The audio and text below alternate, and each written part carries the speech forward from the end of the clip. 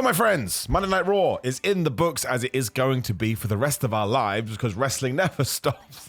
That's right. I think we can all see what's going to happen at SummerSlam, and maybe we don't want that to happen at SummerSlam, but you know, wrestling is a fictional television show, so there ain't nothing we could do about it. Because Rhea Ripley made her big return to Monday Night Raw, and apparently she is on the babyface side of the roster now, as is Damian Priest. I don't even care if that has been written down. These two are just the most lovable people ever now. She comes out, she gets a massive reaction, basically tells Liv Morgan, I am going to kill you. And out comes Dominic Mysterio, who was just playing Eddie Guerrero from what, 25 years ago, 20 years ago, whatever it may be. And obviously Rhea Ripley's ignoring him. She doesn't like him. We also learned that even though Dom had been telling us, I tried to talk to Rhea Ripley every single week, he hadn't contacted her once when Rhea was like, you're an absolute goober and I don't like you. Now, we haven't done anything super serious here. Like at the moment, she's just playing the whole you're a dickhead, I don't want to talk to you, whereas Liv Morgan continues to push the buttons. When Liv Morgan appeared on the big screen, drawing Rhea Ripley's opening promo when Dominic Mysterio had gone out there to try and make amends, she said something along the lines of, you know, my voice is raspy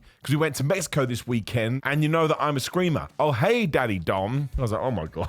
And so badly, as I mentioned, ups and downs. Again, make sure you check that show out over on What Culture Wrestling and subscribe to me, subscribe to them. If you're a kid watching, she's just talking about, like, you know, you got a roller coaster. Then later on, she said she likes being on top. She's talking about talking about ice cream. Everybody wants a cherry on top. Everybody just calm down. But it's a great angle, and it's a great story, and I think everybody has benefited. Dominic is just like the worst person ever. Liv Morgan, I really do think is very good in this role and has embraced this heel turn, even though she didn't do anything wrong. It was Rhea Ripley that destroyed her shoulder, and Rhea, even with the injury, which is a testament to her, has just become, like I say, this super duper mega babyface that people love and people are invested in. And WWE must be aware of this, because the whole show, there were so many segments on this episode of Raw, which I actually do appreciate, because the whole 3 hours now feels important, because we have given everybody an angle and everybody a narrative, but the one that we kept going back to was Rhea Ripley and Dom, Rhea Ripley and Dom, Rhea Ripley and Dom, and the fact she even met up with JD McDonough and Finn Balor and said, hi, I don't care that Liv Morgan helped you win those tag team championships,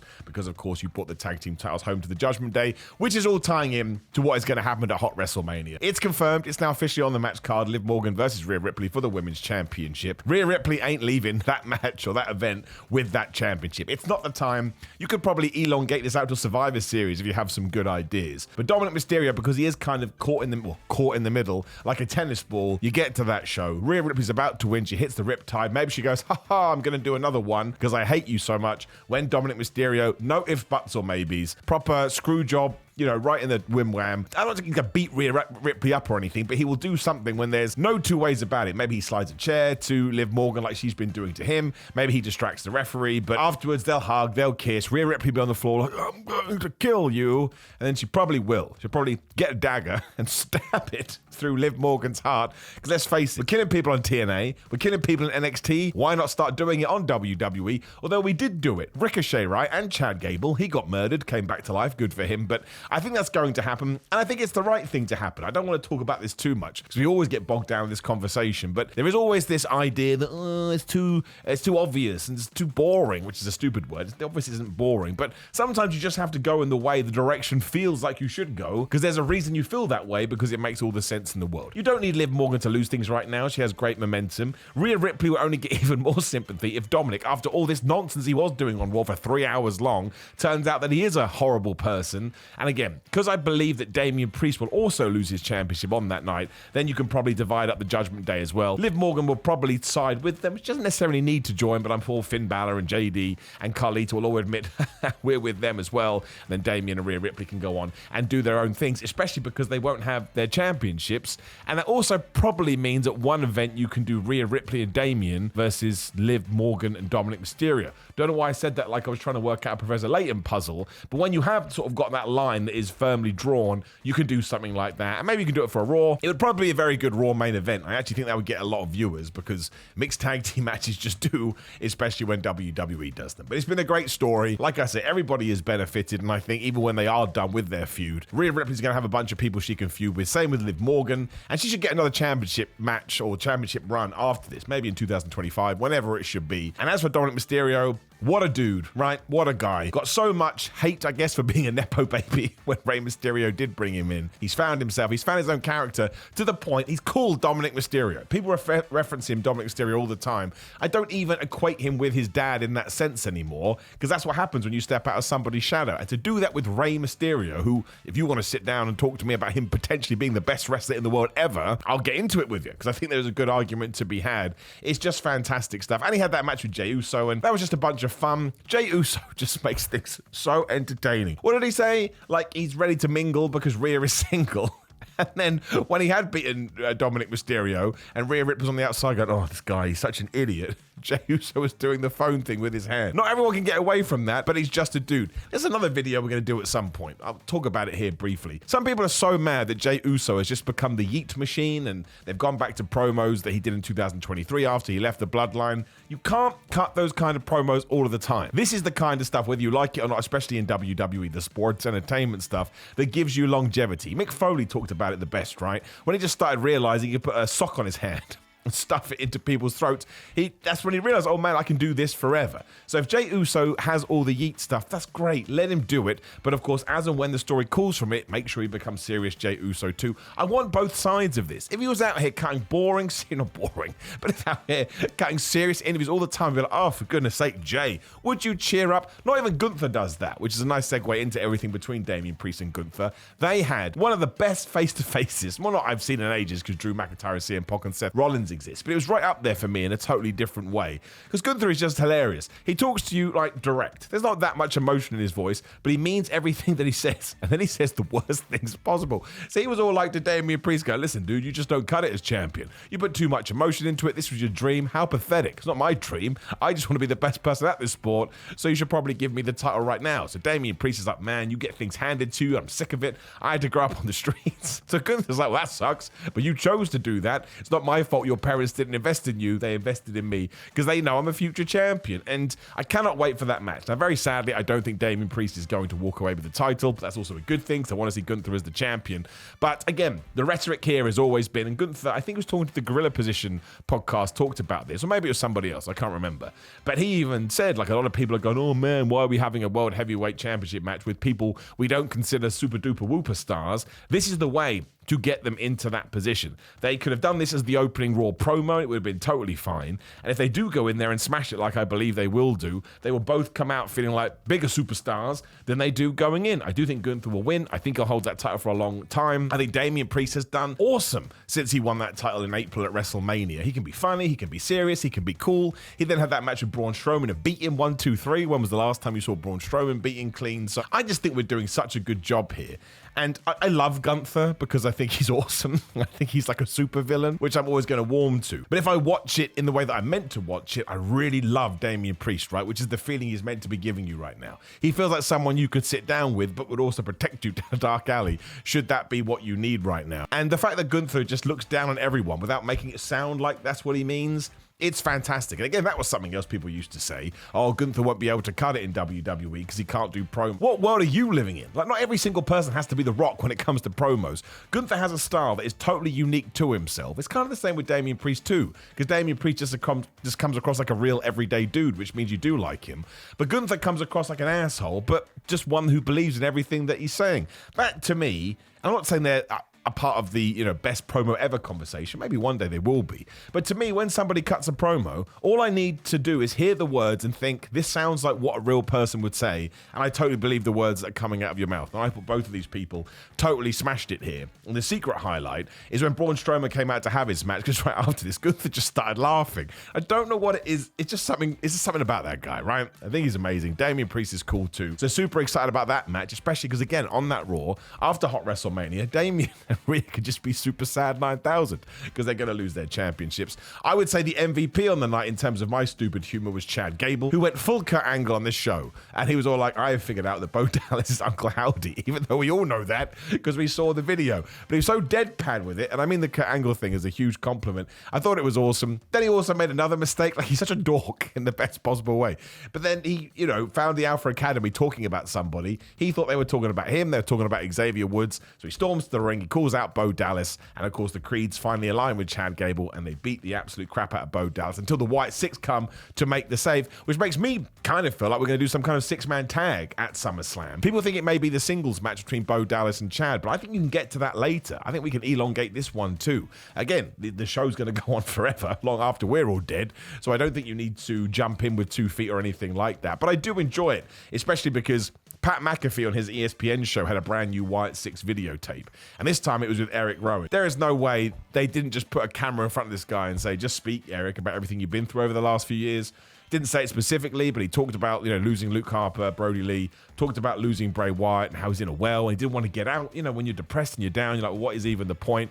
Until it was Uncle Howdy who extended his hand, and now he wants to, take his broken heart and make beautiful art or something like that, which has to go on a t-shirt. But I've never really seen that side from Eric Rowan because there was no need for him to show it before. He was a bludgeon brother. But I love this storyline. I just do. The way the Wyatt Sicks came out to save Bo Dallas looks so cool from a production standpoint.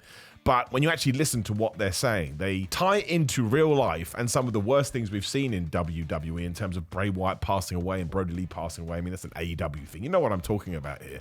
That hearing them spin it in such a way or connect it in such a way really, like I say, gives this whole Wyatt Sicks thing's depth. And some people are all like, oh, they're exploiting the memory of Bray Wyatt. I think it's the complete opposite. I think they're honoring the memory of that guy so that we never forget about him. I know I said that all the time, but it's true. We don't want anyone to pass away. We just don't. But if somebody does tragically go, we can never truly forget them if we remember what they stood for and we share the memories. And that is what I think the Wyatt Sicks thing is. Bo Dallas laughing like a crazy person. I just think it's, again, especially, this is why I think it's so good on Raw. And this is why I think this Raw was very good as well.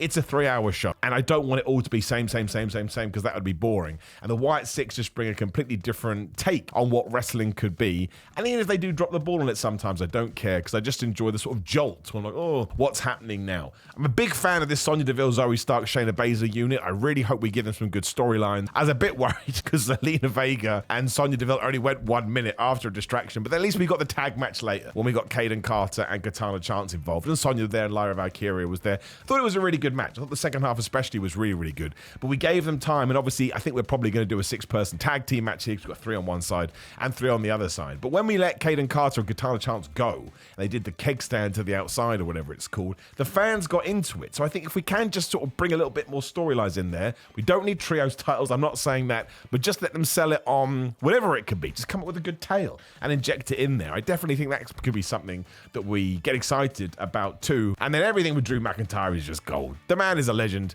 He acts like he's so happy that Adam Pearce has unsuspended him after 1 week. If that was the real world, you should be so happy. You got suspended for 1 week, you should be over the moon.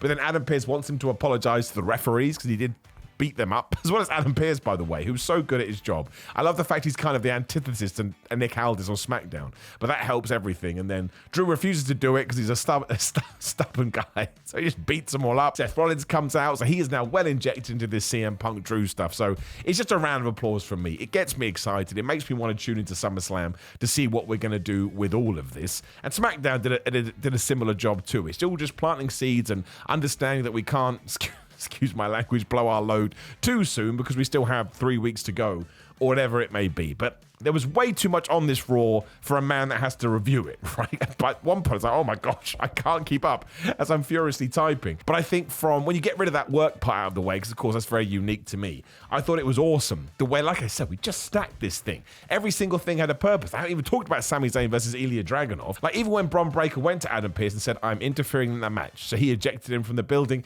you knew that Bron was going to get back in the ring, or the arena, I should say, because wrestling security sucks. Before that, Ilya and Sami are just kicking each other's ass. If you're a long-time Sami Zayn fan, it was probably a callback to what he did. Well, he's done it in WWE too, but it was very similar, I thought, to his independent days, which is a good thing. Ilya Dragunov is just the greatest. He can lose and lose and lose, and it's never going to matter because he has so much heart, and he fights when Bron Breakker does appear, and he just spits these guys. He spits Sami Zayn in the ring, and now surely we're going to be doing that triple threat match at SummerSlam, and surely Bron Breakker walks away as the Intercontinental Champion, and you can even have him beat Ilya. Some people are getting getting worried about this, but I think eventually he'll have his time anyway. But we did do that in NXT, especially NXT UK, if you remember such days. He lost and he lost and he lost and he lost. Then one day lost his mind and he went on this winning streak and he became the proper NXT champion. So I'm not worried about it at all because of the way that he is and the way that he fights. I think it's all going to be fine. But yeah, really good episode of Raw. It's strange. Like, it's not a super great episode of Raw. It's not one you're going to run around telling people to watch, but it's just really interesting and really well done and really well thought out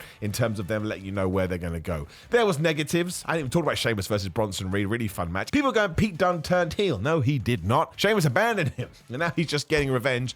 Do not like Sheamus' new entrance music. I mean, it's not a big deal. But I understand his other two themes, which are, Too Many Limes is number one. The other one is number two. I can't remember what we call it. But honestly, this one is we need new music. Where does he come from? Ireland? I will just make that. It lacks any kind of character, which is so dumb. So hopefully we change that as well. But I think Bronson Reed needs more wins, right? I'm a bit worried we're getting him into the pigeonholing where he's massive and he looks intimidating. But if you watch all the time, you know that he loses. I'm happy we had a winner and loser here because we do not need shenanigans all of the time. It actually helped when we got to the main event. But it's just something to keep in the back of your head. But yeah, Pete Dunne comes out. He beats up Bronson Reed and he beat up Sheamus. Because yeah, what about the Brawling Brute Sheamus? You totally forgot about that. But this is what I'm talking about. Every single character right now has something they can sink their teeth into, and that should continue all of the way because, you know, it means even when you do get to hour number 3, well, we may be doing this and we may be doing that, and what's going to happen with these guys? Like next week, we have the Alpha Academy Xavier Woods taking on the Final Testament, and you have to have watched the last 6 weeks of TV to understand how that all came together. And look, even 3 years ago, it would have just happened randomly, and you would have been told, well, you better deal with it, and that absolutely would have sucked. So yeah, definitely a 2 thumbs up episode of Raw. I really enjoyed watching it. Lots of fun, dumb stuff as well. I'm a big fan of dumb, fun stuff. Like Adam Pearce telling Chad Gable, why don't you sort out the Wyatt Sicks stuff? Chad could have turned around and go, what, the people that tried to kill me? You don't think that's your job? I love it because he's a heel. We're allowed to treat him in such a fashion. So I think SummerSlam is going to be a very worthy event. And I imagine the go-home show in a couple of weeks is going to be huge too, because you're going to have CM Punk, Drew McIntyre, and Seth Rollins all on that thing, if nothing else. And that's going to be absolute fire. So very excited about Gunther and Damian Priest too. I think that's going to have a real different feel from it.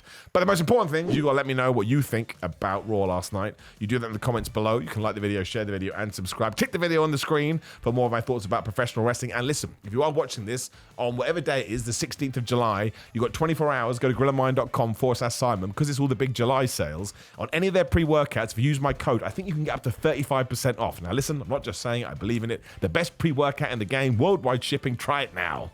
Go Fitness has also gone live, so there's a brand new link in the description down there. Use the code Simon20 to get 20% off. It is Anthony Ogogo's, the AEW Wrestlers Fitness app that I was very lucky to join in with and sort of help make to a little bit. But it's really, really good. And if you want to do home workouts, especially because you're a bit intimidated by the gym, he will get you in shape. Patreon.com/Simon316, Simon316 on Instagram and Twitter and Threads too. Simon J. Miller on TikTok, Simon on Cameo. Let me do you a video today, should you so want it. Otherwise, don't worry about it. Samson Athletics and Pro Wrestling tees from my merchandise. Always appreciate the support because it helps the YouTube journey. Otherwise, take care, my friends. Appreciate your time more than anything. I'll see you soon.